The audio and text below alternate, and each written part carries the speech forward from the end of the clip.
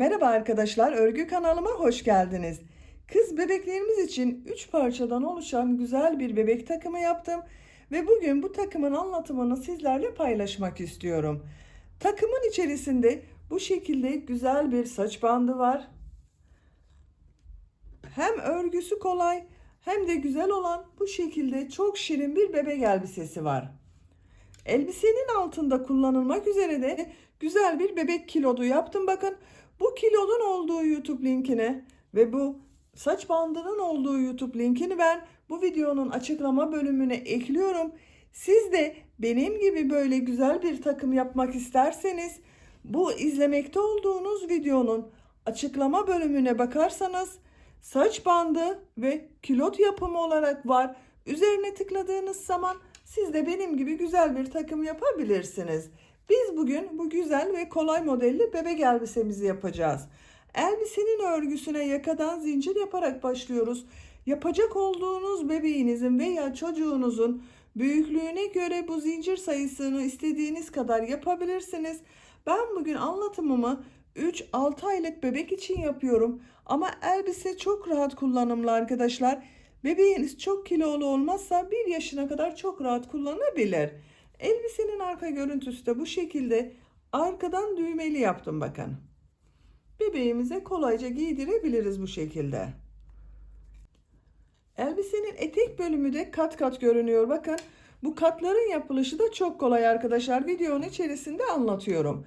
Bu güzel elbisenin örgüsünde beyaz renk ipliğe ihtiyacımız var. Ben bir adet beyaz iplik kullandım. Çok az da arttı bakın. Bir adet iplikten 100 gramlık iplikten bir adet kullandım. Bu kadar da arttı. Çok az miktarda yeşil renk ipliğe ihtiyacımız var.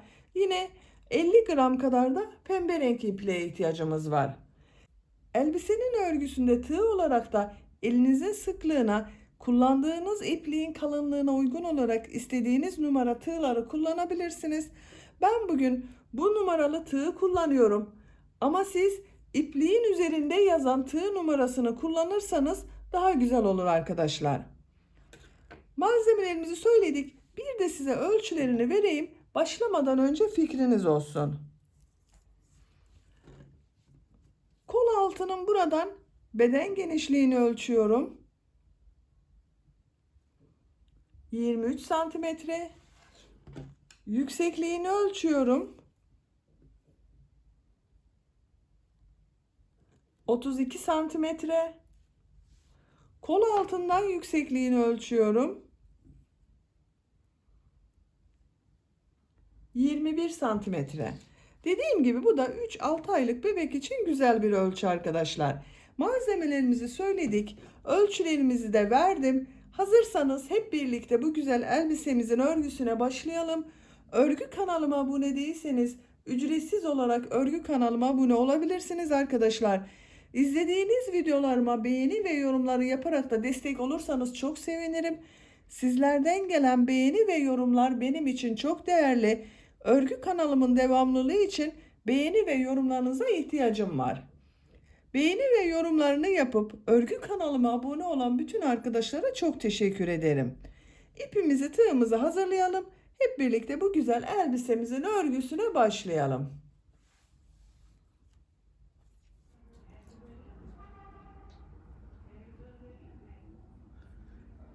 Örgüye yakadan zincir yaparak başlıyoruz. Zincir yapabilmek için ilk ilmeği ben bu şekilde yapıyorum. Size nasıl kolay geliyorsa ilk ilmeği o şekilde yapabilirsiniz. Zincirleri yapmaya başlıyorum.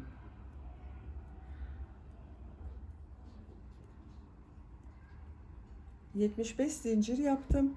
Benim yapacağım ölçü için bu yeterli bir sayı arkadaşlar. Çok sıkı olmayan zincirler yaptım, bakın gördüğünüz gibi. Şimdiki sırada bu zincirlerin üzerine trabzanlar yapacağız. Çok sıkı olmazsa daha güzel olacaktır.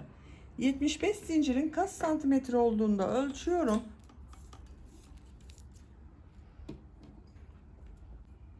Sıfır noktasına başlangıcı tutuyorum. Zinciri çektirmeden ölçüyorum. 32 santimetre zincir uzunluğu var bakın. Benim elimin sıklığına göre 75 zincir 32 santimetre geldi. Sizin elinizin sıklığına göre Bu sayı daha az veya daha çok olabilir. Bu ilk sırada bölümleri ayıracağız. Ön bölümünü, kol bölümlerini ve arka bölümleri işaretleyeceğiz arkadaşlar. İpliği tığın üzerine alıyorum. 1, 2, 3 ilmek atlıyorum. 4. ilmek içerisine trabzan yapıyorum. 10 trabzan yapacağız. Bu 3 ilmek atladığımda bir trabzan. Bakın 1, 2, 3, 4, 5, 6, 7,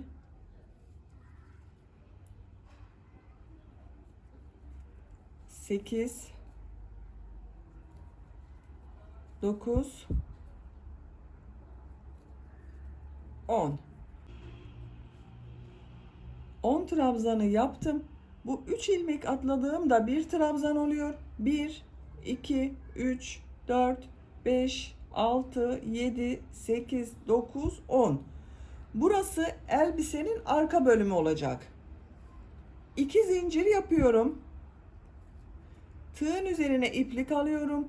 Aynı ilmek içerisine kol bölümü için ilk trabzanı yapıyorum. Kol bölümü için de 18 trabzan yapıyorum.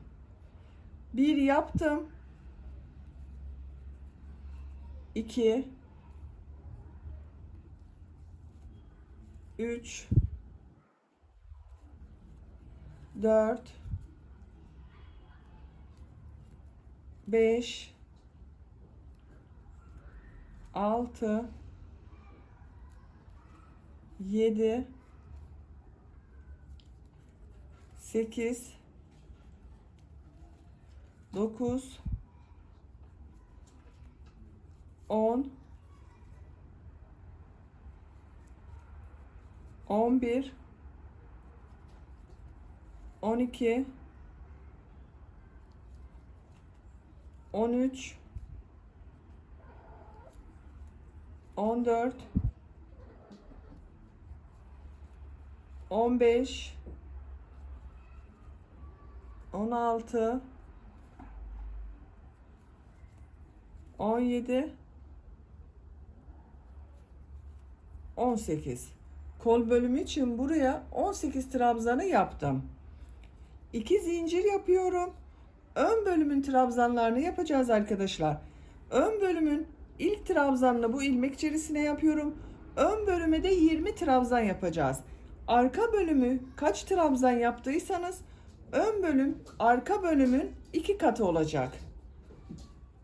Aynı ilmek içerisine ön bölüm için ilk trabzanı yapıyorum. 20 tane trabzan yapıyorum buraya zincirler üzerine.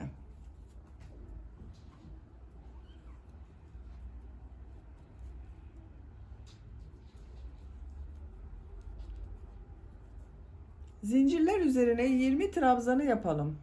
Elbisenin ön bölümü için buraya 20 trabzanı yaptım. 2 zincir yapıyorum. Aynı ilmek içerisine kol bölümü için ilk trabzanı yapıyorum. Diğer ilmekleri de kol bölümü için trabzanlar yapıyorum.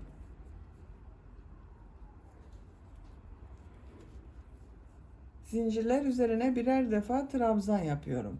Bu kol bölümünde 18 trabzan yaptım. Bu kol içinde 18 trabzanı yapalım. Diğer kol bölümü içinde 18 trabzanı buraya yaptım. 2 zincir yapıyorum. Diğer arka bölüm için aynı ilmeğe ilk trabzanı yapıyorum. Diğer ilmekleri de trabzan yaparak devam ediyorum. Bu arka bölümde bakın ilk arka bölümde 10 trabzan yaptım. Buraya da 10 trabzan yapıyorum. 1, 2, 3,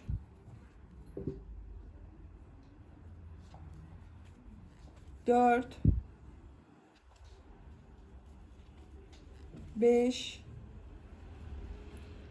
6, 7, 8, 9, son trabzanı yapıyorum. 10. Bu arka bölüm için de 10 trabzanı buraya yaptım. Şeklini görelim. Arka bölümler için 10 trabzan yaptık. Her iki tarafa. Kol bölümleri için 18 trabzan yaptım. Ön bölüm için de 20 trabzan yaptım buraya. Görüntü olarak böyle oldu arkadaşlar. İkinci sıradayız. İkinci sırada yine trabzanlar yapacağız. Bu iki zincir yaptığımız arttırma yerlerinde arttırmalar yapacağız. Bir zincir yapıyorum, örgüyü çeviriyorum. İlk ilmek üzerine trabzan yapıyorum. Diğer ilmekler üzerine de trabzan yaparak devam ediyorum.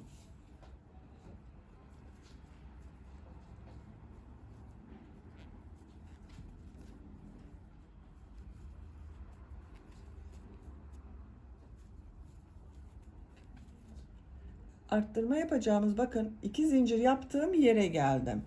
Buraya bir trabzan, iki zincir, bir trabzan yapıyorum.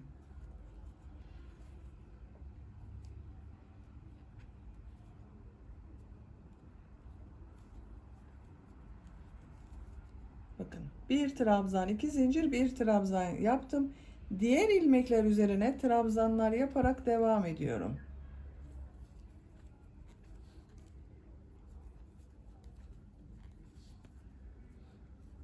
Görüntüsü böyle arkadaşlar. Bu arttırma yapacağımız yere kadar devam edelim. Kol bölümünde bulunan ilmekler üzerine trabzanları yaparak arttırma yapacağım iki zincire geldim. İki zincirin üzerine bir trabzan, iki zincir, bir trabzan yapıyorum.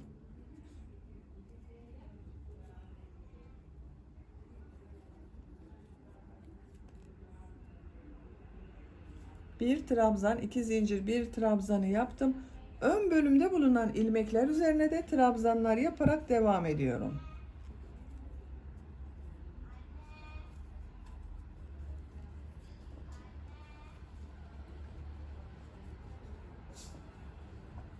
Arttırma yapacağımız buraya kadar devam edelim.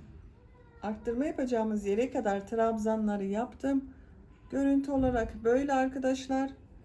Bu arttırma yerine de bir trabzan, iki zincir, bir trabzan yapıyorum.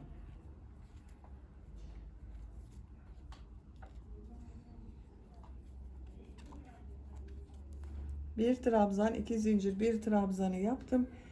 Diğer ilmekler üzerine trabzan yaparak devam ediyorum.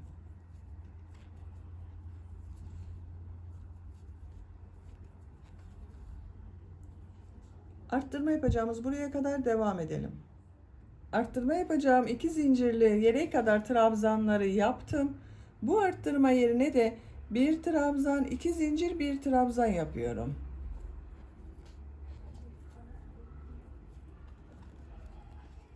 Bakın, bir trabzan, iki zincir, bir trabzan yaptım. Gördüğünüz gibi bütün arttırma yerlerinde bir trabzan, iki zincir, bir trabzan yapıyoruz. Diğer ilmekler üzerine trabzan yaparak devam ediyorum.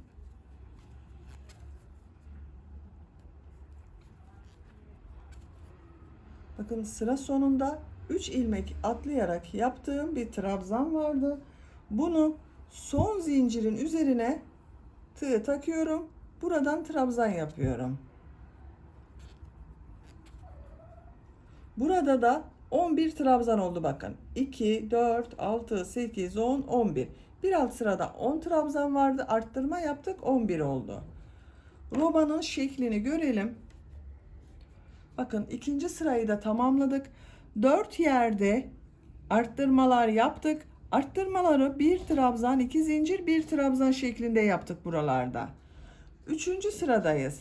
Üçüncü sırada yine trabzan sırası yapacağız. Arttırma yerlerinde de bir trabzan, iki zincir, bir trabzan yapacağız. Bir zincir yapıyorum, örgüyü çeviriyorum. İlk ilmek üzerine trabzan yapıyorum. Diğer ilmekler üzerine de trabzan yaparak devam ediyorum. Arttırma yapacağımız buraya kadar devam edelim. Arttırma yapacağımız 2 zincire kadar trabzanları yaptım. Bu zincir üzerine bir trabzan, 2 zincir, bir trabzan yapıyorum.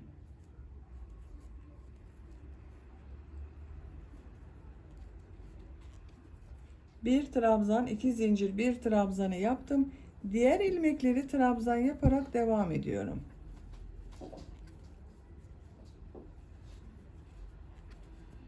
Bakın. Arttırma yerlerinde bir trabzan, 2 zincir, bir trabzan yapıyoruz. Trabzanlar yaparak devam edelim. Bu arttırma yerinde, bu arttırma yerinde, bu arttırma yerinde de bir trabzan, 2 zincir, bir trabzan yaparak sıra sonuna kadar tamamlayalım. Sıra sonuna kadar tamamladım arkadaşlar. Bakın bu arttırma yerlerinde de bir trabzan, 2 zincir, bir trabzan yaptım. Diğer ilmeklere birer defa trabzan yaptım. Üçüncü sırayı tamamladık. Bakın görüntü olarak böyle. Şöyle katlıyorum. Elbisenin ön bölümü burası oluyor.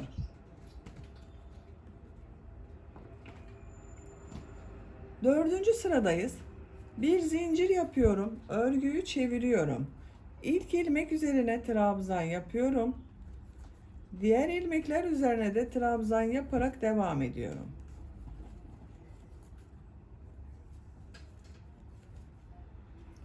Buraya kadar devam edelim. Trabzanları yaparak arttırma yapacağım yere kadar tamamladım. Buraya bir trabzan, 2 zincir, bir trabzan yapıyorum. 2 zincir yapıyorum. Bir trabzan yapıyorum. Diğer ilmekleri de trabzan yaparak devam ediyorum.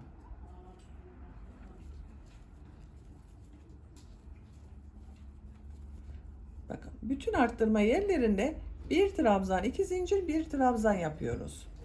Diğer ilmekler üzerine de birer defa trabzan yapıyoruz. Robanın örgüsü bu 4 noktadan düzenli arttırmalar yaparak devam edecek. Yapacak olduğunuz bebeğinizin büyüklüğüne göre bu 4 noktadan bir trabzan, 2 zincir, bir trabzan şeklinde arttırmalar yapalım. Diğer ilmekleri de birer defa trabzan yapalım. Tamamlayarak gelelim arkadaşlar. Yakadan başladığım örgüyü 4 noktadan arttırmalar yaparak 8 sıra olarak tamamladım. Sayıyorum. 1, 2, 3, 4, 5, 6, 7, 8. Santimetre olarak da ölçüyorum. Bu şekilde ölçtüğüm zaman 7,5 santimetre yükseklik var. Benim yapacağım ölçü için yeterli. Siz daha büyük bebekleriniz için yapıyorsanız 1-2 sıra daha fazladan yapabilirsiniz. 9. sıradayız. 9. sırada kolla gövdeliği birbirinden ayıracağız. Örgümüz artık gövdenin örgüsüyle devam edeceğiz. Bir zincir yapıyorum, örgüyü çeviriyorum. 9. sıradayız. 9. sıra yine trabzan sırası olacak. İlk ilmek üzerine trabzan yapıyorum. Diğer ilmekleri de trabzan yaparak devam ediyorum.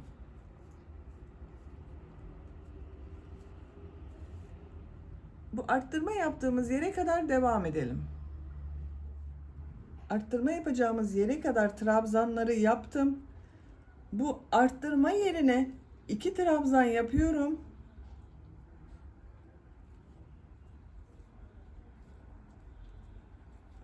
Buraya kadar arttırmaları birer trabzan yaparak yaptık. Bu sırada 2 trabzan yaptım arkadaşlar. Kol altını yapmak için zincir yapıyorum. 4 zincir yaptım. Dar olsun istemiyorum kol altı. Onun için 4 zincir yaptım. İpliği tığın üzerine alıyorum. Kolda bulunan bütün ilmekleri atlıyorum. Burada bulunan arttırma yerine 2 trabzan yapıyorum. 1 2. Bakın. Kol altını buraya yaptık. Zincir şeklinde oldu arkadaşlar. Diğer ilmeklere birer defa trabzan yaparak devam ediyorum.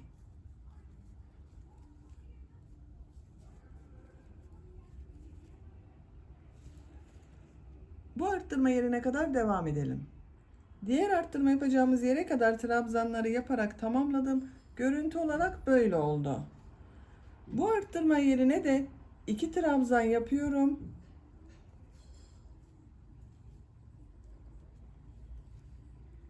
Kol altı için 4 zincir yapıyorum. İpliği tığın üzerine alıyorum. Kolda bulunan bütün ilmekleri atlıyorum.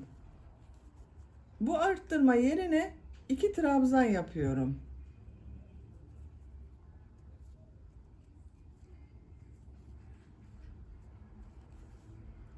Diğer ilmekler üzerine de trabzan yaparak devam ediyorum. Bakın bu kol altında buraya yaptık. Sıra sonuna kadar devam edelim. Sıra sonuna kadar trabzanları yaparak tamamladım arkadaşlar. Görüntü olarak görelim. Bakın kol altlarında zincir yaptık. Bu şekilde bir görüntü oluştu.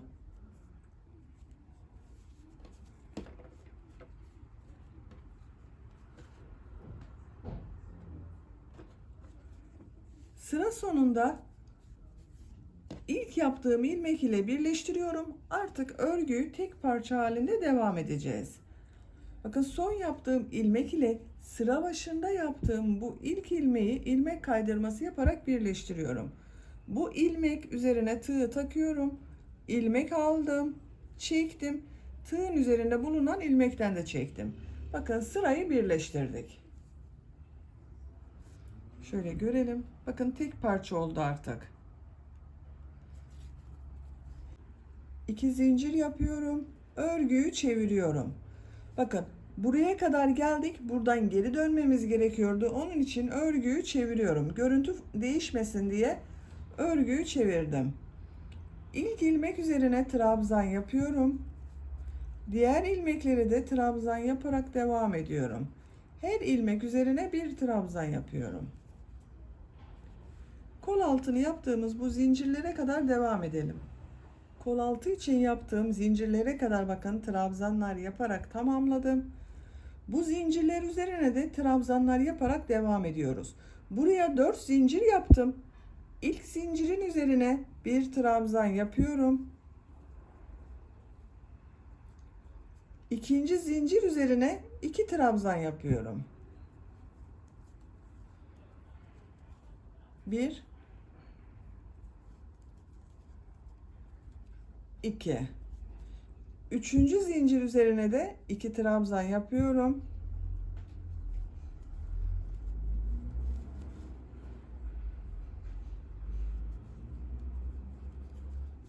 Dördüncü zincir üzerine bir trabzan yapıyorum.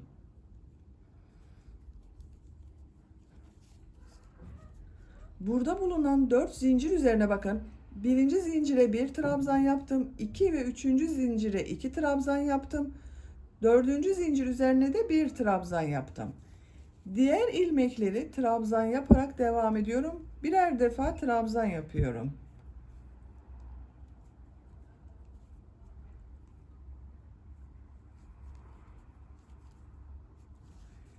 Diğer kol altını yaptığımız buraya kadar devam edelim. Diğer kol altı için yaptığım 4 zincirli yere geldim bakın. Görüntü olarak böyle oldu arkadaşlar. Her ilmek üzerine birer defa trabzan yaptım.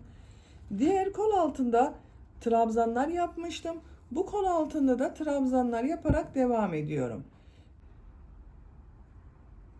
Birinci zincir üzerine bir trabzan yapıyorum.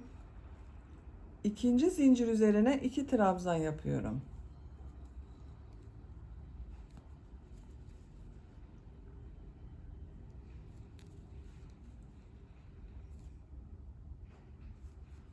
Üçüncü zincir üzerine 2 trabzan yapıyorum.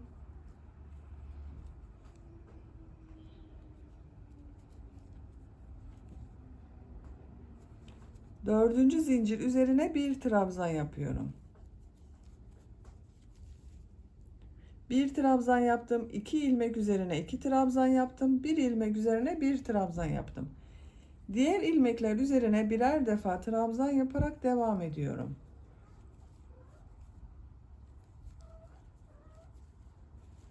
Sıra sonuna kadar devam edelim. Sıra sonuna kadar her ilmeğe birer defa trabzan yaparak tamamladım. Son ilmek ile ilk yaptığım ilmeği ilmek kaydırması yaparak birleştiriyorum bakın. Sırayı birleştirdik. Şöyle şekline tekrar bir bakalım. Bakın gövde örgüsünü devam ediyoruz arkadaşlar. Bu şekilde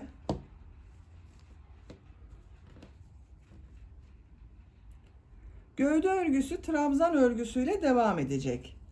2 zincir yapıyorum. Örgüyü çeviriyorum. Burada bazı arkadaşlar soracaktır, neden örgüyü çeviriyoruz, düz devam etmiyoruz diye. Siz isterseniz düz devam edebilirsiniz. Ben bura ile görüntü farklılığı olmasın diye örgüyü çevirerek örüyorum. Örgüyü çevirdim. Bu ilk ilmek üzerine trabzan yapıyorum. Diğer ilmekler üzerine de birer defa trabzan yapıyorum.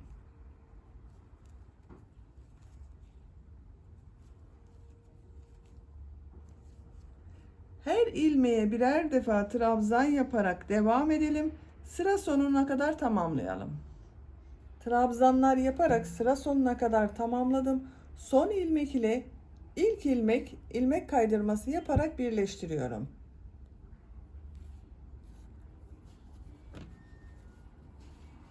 Bakın görüntü olarak böyle arkadaşlar. 2 sıra trabzan sırası görünüyor bakın kol altından sonra. Trabzan sırası olarak tekrar devam edeceğiz. 2 zincir yapıyorum. Örgüyü çeviriyorum. İlk ilmek üzerine trabzan yapıyorum. Diğer ilmekler üzerine de trabzan yaparak devam ediyorum.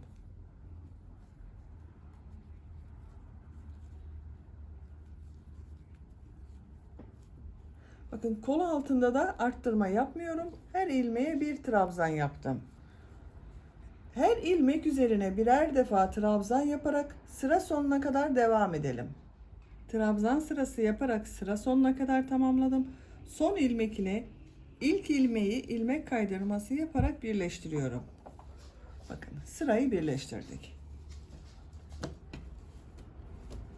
Görüntü olarak bakın böyle oldu arkadaşlar. Bu yükseklik yeterli. Siz daha büyük bebekleriniz için yapıyorsanız bu trabzan sırasını 2 sıra daha fazla yapabilirsiniz. Şimdi modelli bölüme başlayacağız. Modelli bölümü yapabilmek için yuvalar hazırlıyorum.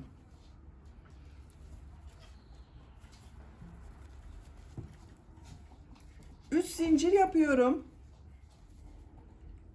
2 ilmek atlıyorum. 3. ilmek içerisine sık iğne yapıyorum. 3 zincir yapıyorum. 2 ilmek atlıyorum. 3. ilmek içine sık iğne yapıyorum. 3 zincir, 2 ilmek atlıyorum. 3. ilmeğe sık iğne yapıyorum. 3 zincir, 2 atla, 3. ilmeğe sık iğne yapıyorum. Bu şekilde bakın yuvalar hazırlıyoruz. Sıra sonuna kadar devam edelim. Yuvaları yaparak sıra sonuna kadar tamamladım. Sıra sonunda da 3 zincir yapıyorum. Burada bakın 1-2 ilmek kaldı. Bu ilk yaptığım ilmeğe ilmek kaydırması yaparak birleştiriyorum. İpliği burada kesiyorum arkadaşlar.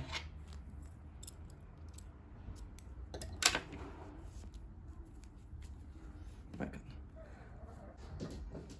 Bu şekilde oldu görüntüsü de. Şimdi renkli iplik ile model yerleştirmesini yapacağız. Ben bu renkte bir pembe renk kullanıyorum. Siz istediğiniz renk ile yapabilirsiniz.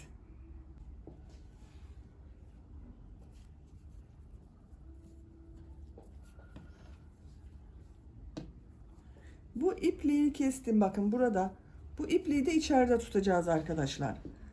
Burada yaptığım bu 3 zincir olan kafesi pembe renk iplik ile bir ilmek yapıyorum. 2 zincir yapıyorum. Bu kafes içerisine 3 trabzan yapıyoruz. Bu 2 zincir yaptığımda bir trabzan, 2, 3. 2 zincir yapıyorum. Aynı bakın kafes içerisine 3 trabzan daha yapıyorum. 1 2 3. İpliği tığın üzerine alıyorum. Diğer kafes içine de 3 trabzan, 2 zincir, 3 trabzan yapıyorum.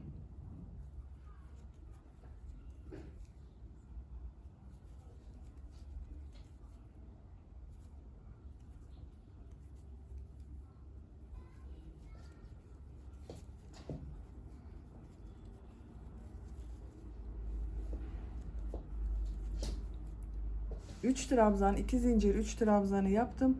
Bu kafes içerisine de 3 trabzan, 2 zincir, 3 trabzan yapıyorum.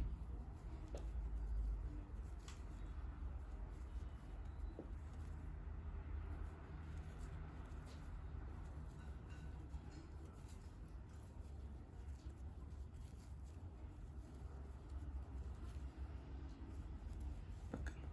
Bu şekilde 3 trabzan, 2 zincir, 3 trabzandan oluşuyor modellerimiz arkadaşlar.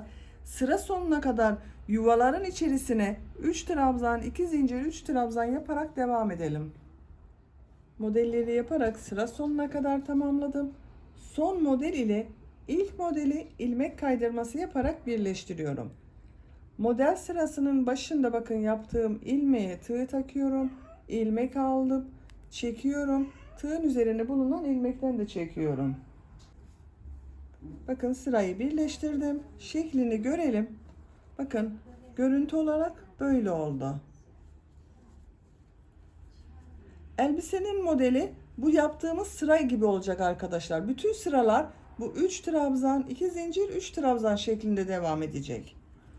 İkinci sırada modele başlamak için model ortasında bulunan bu 2 zincirli boşluğa ilmek kaydırması yaparak geçiş yapıyorum. İlk ilmeğin üzerine tığ taktım, ilmek kaydırması yaptım. 2 zincirli boşluğa ilmek kaydırması yaptım. Bakın model ortasındayım. 2 zincir yapıyorum. 2 trabzan yapıyorum. 1 2. Bu 2 zincirde bir trabzan oluyor. 1 2 3 trabzan oldu. 2 zincir yapıyorum. Aynı zincirli boşluğa 3 trabzan yapıyorum. 1 2 3. İpliği tığın üzerine alıyorum. Diğer model ortasında bulunan 2 zincirin içerisine de 3 trabzan, 2 zincir, 3 trabzan yapıyorum.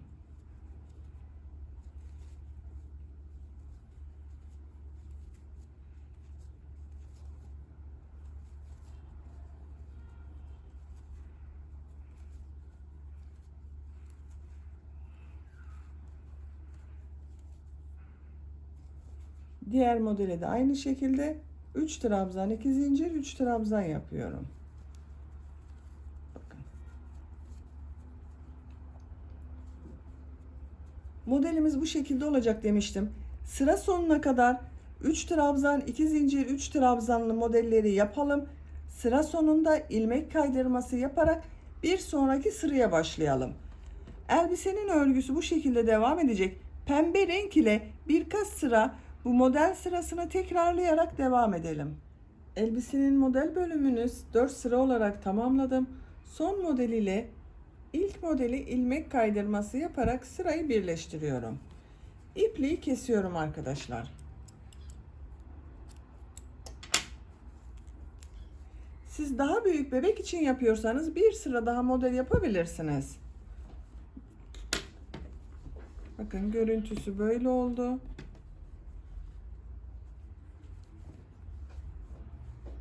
Şimdi tekrar beyaz renk iplik ile devam ediyorum. Yine model yapacağız. Modelleri bu bir alt sıradan alarak yapacağız arkadaşlar. İpliği kestim bakın buradan.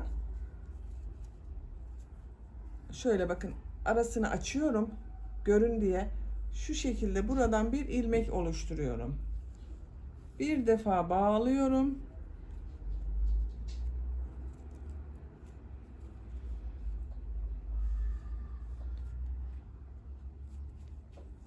Bir ilmek yaptım. 2 zincir yapıyorum.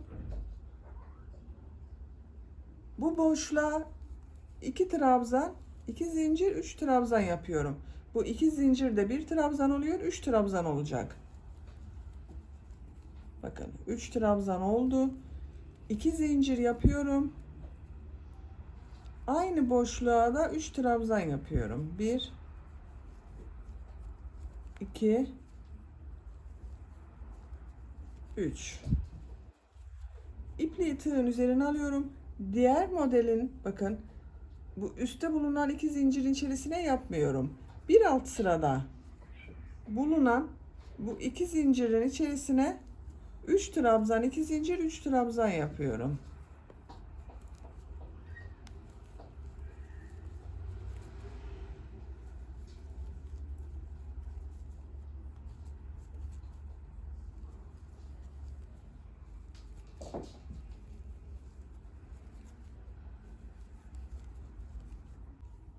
Üç trabzan, 2 zincir, 3 trabzanı yaptım. Tığın üzerine iplik alıyorum.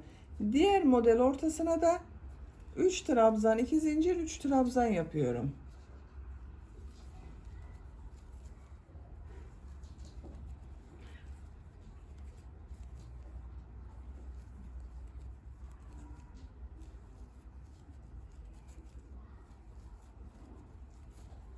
Bu şekilde. Bakın beyaz renk ile modellere başladık. Ama bir alt sıradan alarak yaptık. Etek kat kat gibi görünecek arkadaşlar böyle yaptığımız için. Beyaz renk ile modelleri yaparak sıra sonuna kadar devam edelim. Sıra sonunda bir üst sıraya geçmek için ortasına geçiş yapalım. İlmek kaydırması yaparak bu pembe rengi yaptığımız gibi kaç sıra yaptıysanız, ben 4 sıra yaptım. Siz kaç sıra yaptıysanız aynı sıra sayısınca tamamlayalım. Başka bir renge geçelim. Bu şekilde elbisenin örgüsünü istediğiniz renk sıralamasıyla model sırasını tekrarlayarak istediğiniz ölçüye kadar tamamlayalım. Elbisenin model bölümünü bu renk sıralaması ile ben tamamladım. Bir model sırası bakın 4 trabzan sırasından oluşan 1 2 3 4 sıra pembe yaptım. Beyaz renkli ile de 1 2 3 4 sıra beyaz yaptım. 1 2 3 4 sıra yeşil renk ile yaptım. 1 2 3 4 sırada beyaz renk ile yaptım. Benim yapacağım ölçü için bu yeterli bir sıra oldu. Siz daha büyük bebekler için yapıyorsanız bu kat sırasını istediğiniz kadar uzatabilirsiniz. Bir kat daha yaparsanız daha uzun bir elbise elde edersiniz. Son sırayı yapıyorum. Son sırada pembe renk ile dilim modeli yapmak istiyorum. Bakın beyaz ipliği burada kestim. Pembe renkli iplik ile bir defa bağlıyorum.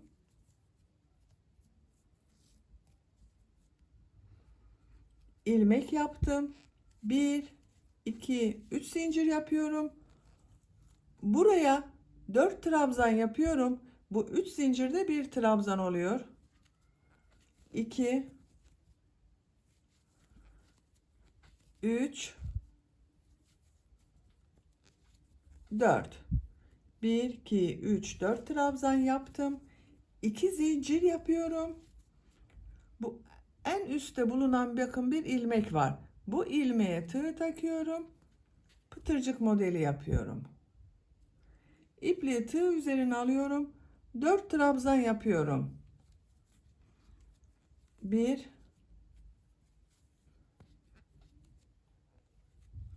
2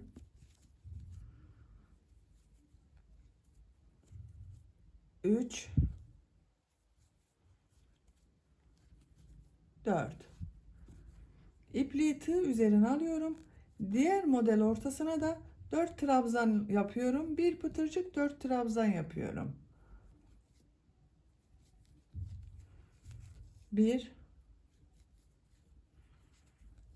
2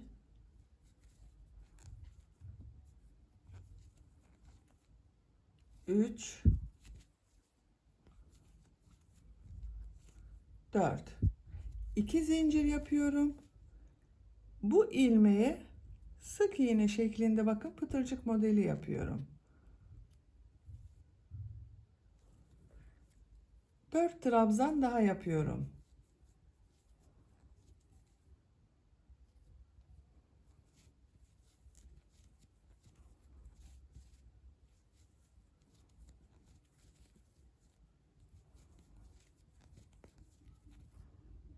Dört trabzanı yaptım.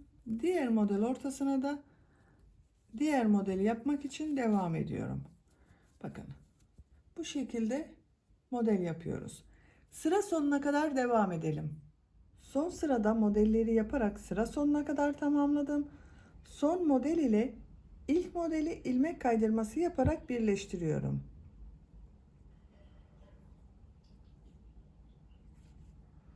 Bakın sırayı birleştirdim. İpliği kesiyorum.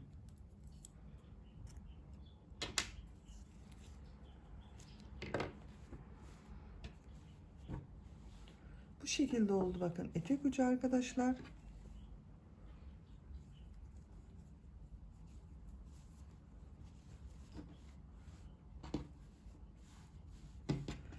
Şimdi kolların ucuna da bu şekilde pembe ile pıtırcık modelleri yapıyoruz. Ben kolun birisini hazırladım. Bakın bu şekilde kol çevresinde pıtırcık modelleri yaptım. Diğer kol ucunu sizinle birlikte yapalım. Kol altının buradan başlıyoruz. İster ortadan başlayabilirsiniz, ister bir uçtan. Ben bu arka bölümün buradan başlıyorum bakın. Bir zincir yaptım, sağlamlaştırdım. 2 zincir yapıyorum. Aynı ilmeğe sık iğne yapıyorum. Bu trabzan boşluğuna bakın. Bir sık iğne yapıyorum. 2 zincir. Aynı ilmeğe sık iğne yapıyorum. Bu şekilde pıtırcık modelleri yapıyoruz. Bir ilmek atlıyorum. İkinci ilmeğe bir sık iğne, 2 zincir, bir sık iğne yapıyorum.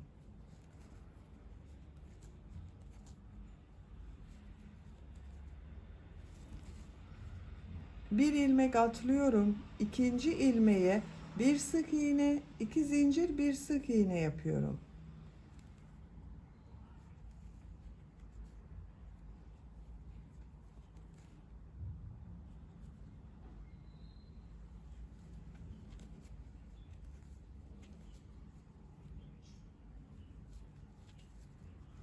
Bakın bu şekilde pıtırcık modelleri yapıyoruz.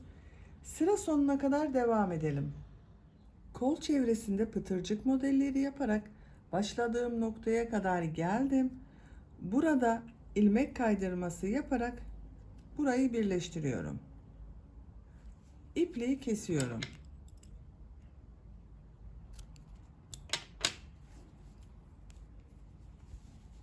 Bakın arkadaşlar kol görüntüsü böyle oldu.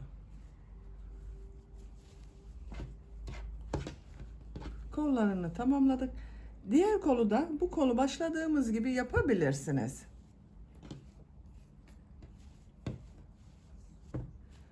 Şimdi bu arka bölüme düğme için düğme biriti yapmak istiyorum. Beyaz renk ile yapıyorum. Siz isterseniz pembe renkli iplik ile devam edebilirsiniz.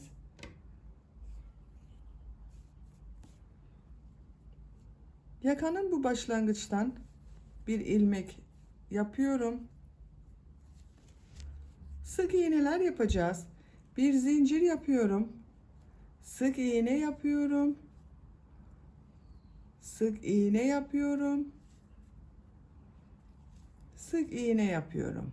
Her sıraya 2 sık iğne yaparsak düzgün görünüyor.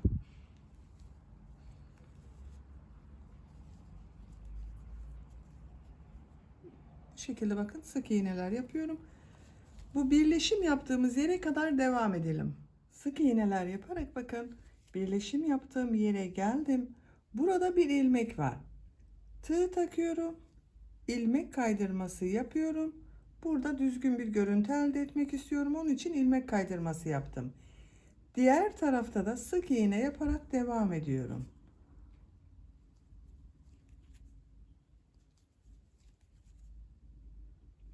sık iğneler yaparak devam edelim. Diğer tarafta da sık iğneler yaparak buraya kadar tamamladım. Burada düğme biriti yapıyorum arkadaşlar. Düğme biriti için zincir yapıyorum. 1, 2, 3, 4, 5 zincir yapıyorum. Aynı ilmek içine sık iğne yapıyorum. Bu şekilde bakın bir düğme biriti yaptım buraya. Burada bulunan trabzan sırasına sık iğne yapıyorum. Uç noktada bulunan ilmek var. Buna sık iğne yapıyorum.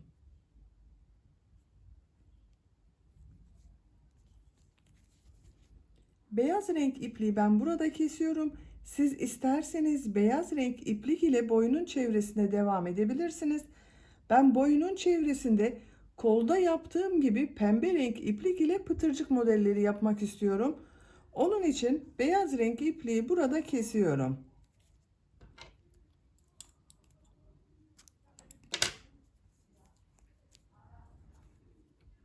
Pembe renk ipliği alıyorum.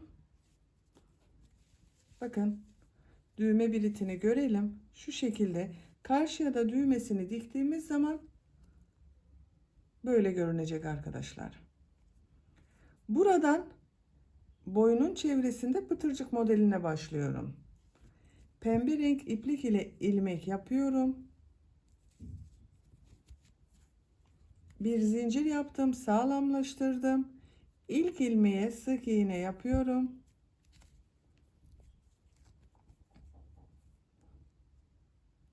Bir ilmek atlıyorum. İkinci ilmeğe bir sık iğne, iki zincir, bir sık iğne yapıyorum. İplikleri de içeride tutuyorum bakın arkadaşlar. 2 zincir, aynı ilmeğe sık iğne yapıyorum.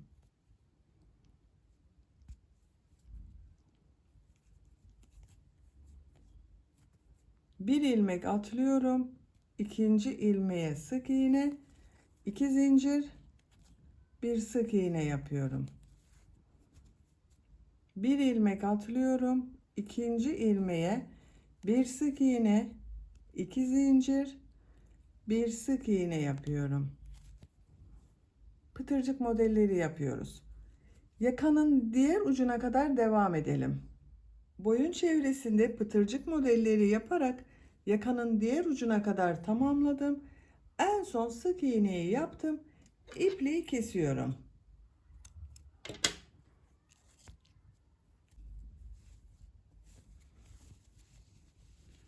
Bakın yakanın çevresinde boyunun çevresine gelecek olan yere pıtırcıkları yaptık. Buraya da bir düğme diktim arkadaşlar ben. Düğme biriti yapmıştım. Bakın onun tam karşısına gelen yere bir adet düğme diktim. Şu şekilde takıyorum. Küçük bebek için yaptığımdan çok fazla büyük düğme dikmek istemedim. Siz isterseniz farklı düğmelerde kullanabilirsiniz. Böylece elbisenin örgüsünü tamamlamış olduk. Arka görüntüsü böyle oldu bakın. Etek bölümünün örgüsü böyle. Ön bölümün örgüsü de böyle görünüyor.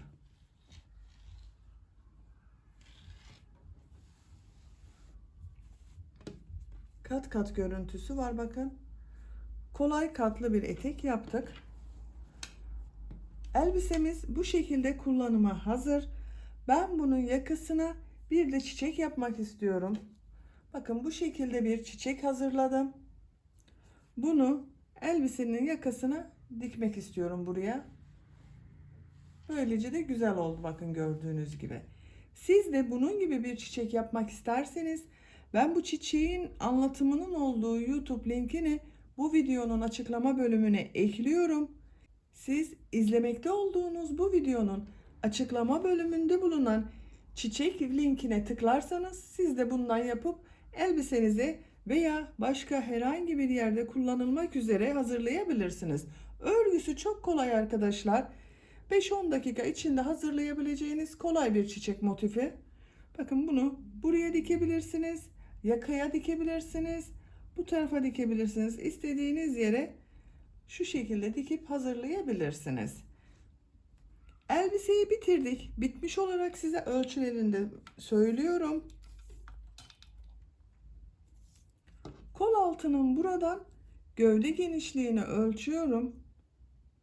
Ölçtüğüm zaman 23 santimetre. Yüksekliğini ölçüyorum. Omuzdan itibaren tam yüksekliğini ölçüyorum.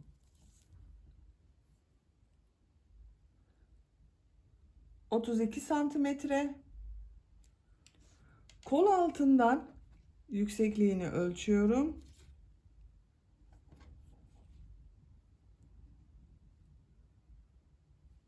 21 santimetre.